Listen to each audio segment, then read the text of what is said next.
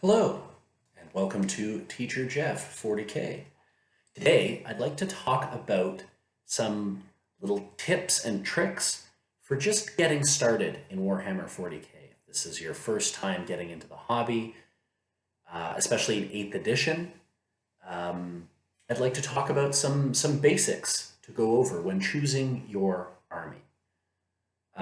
There are a few things to consider.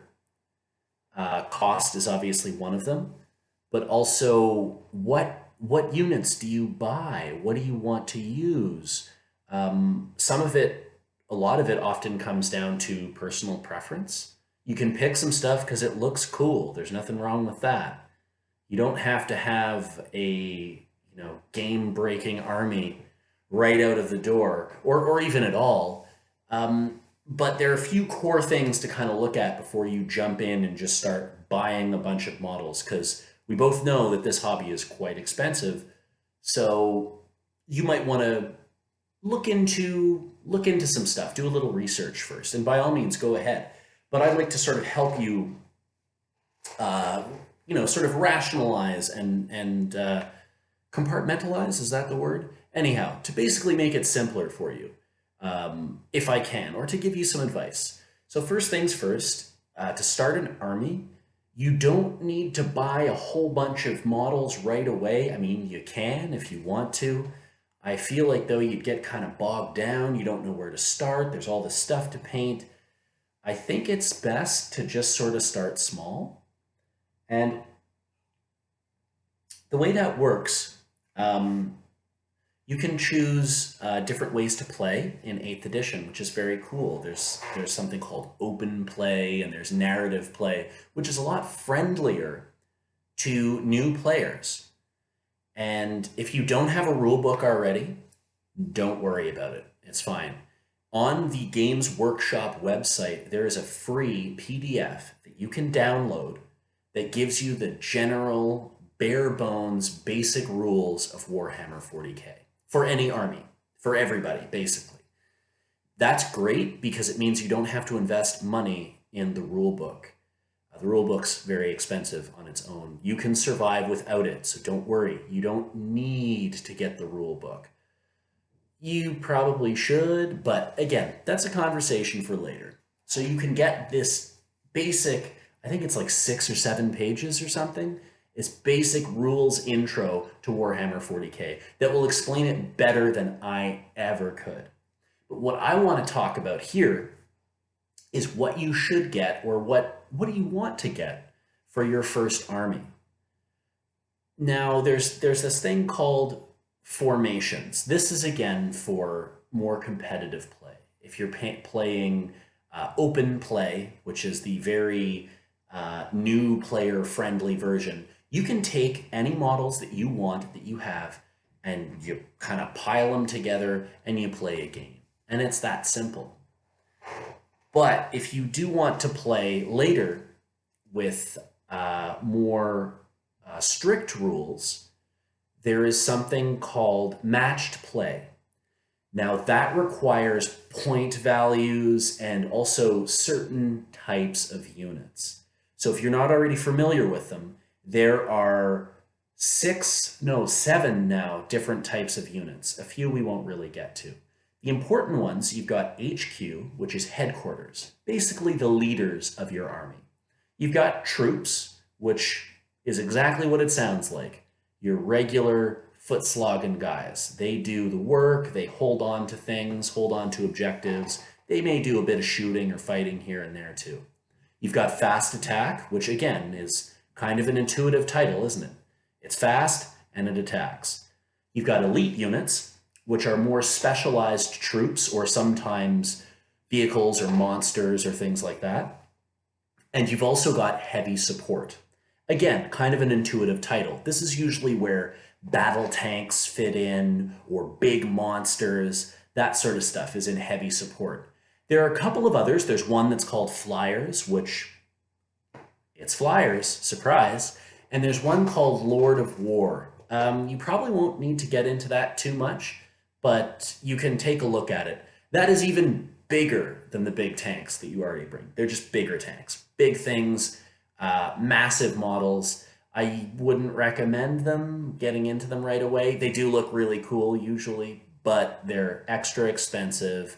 And anyhow, you don't need to think about that. You've also got a small section called dedicated transports. And what this does is it allows you to transport your troops or your elites or other units around the field inside some form of transportation protection. So you've got those as well. Now, when you're starting an army, there are a few formations and they usually require certain variations and combinations of the things I just described to you: HQ, troops, fast attack, and so on. The most basic, and what I would recommend for a new player, it's called a patrol detachment. And it only requires two things to play with a patrol detachment. You need one HQ choice, so one like leader general character, and one troops choice. That's it. It's a great way to start an army. It gives you some basic stuff to begin with. It gives you a feel for what your army can do. And later, in that same patrol detachment, you have optional slots to use for other troops, if you like, but also fast attack and heavy support, so you can slowly build your army. But you only need to start with one troops choice and one HQ choice. This is called a patrol detachment. I highly recommend it. There are other detachments to choose from as well if you want to look into them. Some of them are focused on elites, some of them are focused on fast attack, and so on. You can do that if you like. So like I said, I strongly recommend the patrol detachment because it allows you to get a feel for some of the more basic units in your army.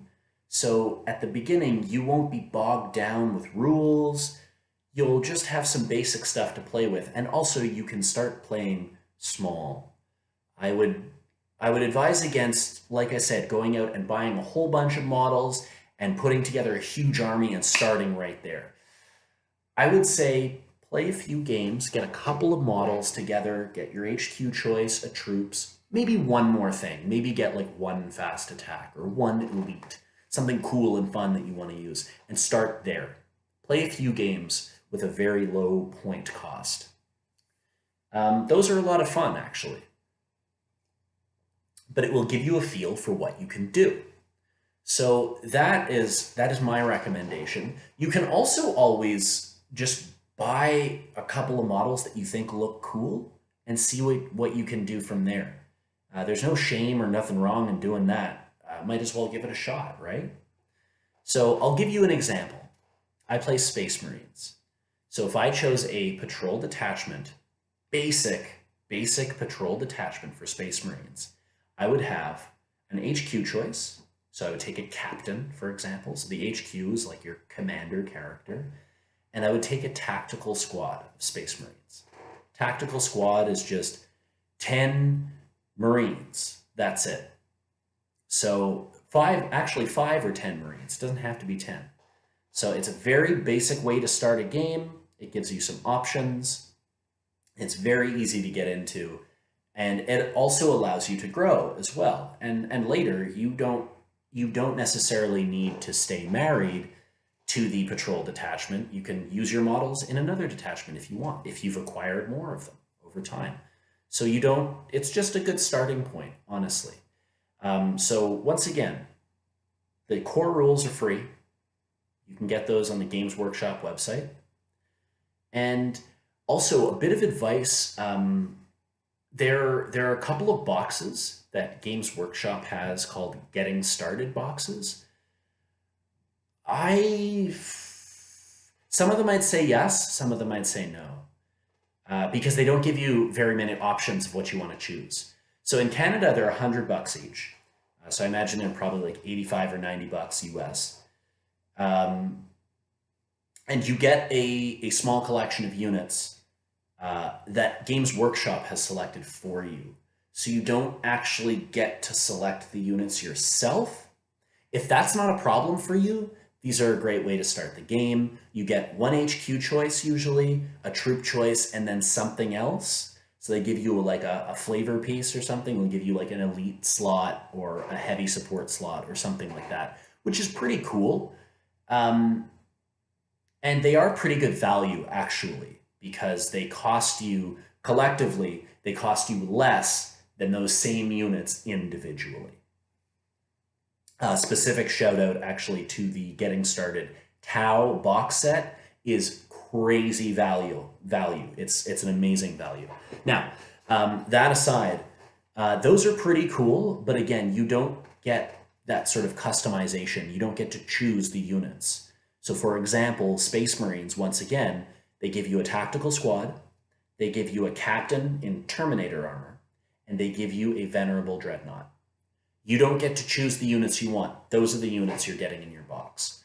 So your HQ and your troops, they are chosen for you. That elite slot is chosen for you. You can still choose how you want to equip them, the different gear, guns, and blades and stuff that you want to give them, but those are the units you're getting.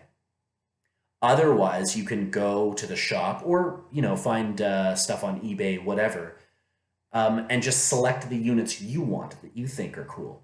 You can pick them, based on how they look. Do they look cool? Do I want to use this?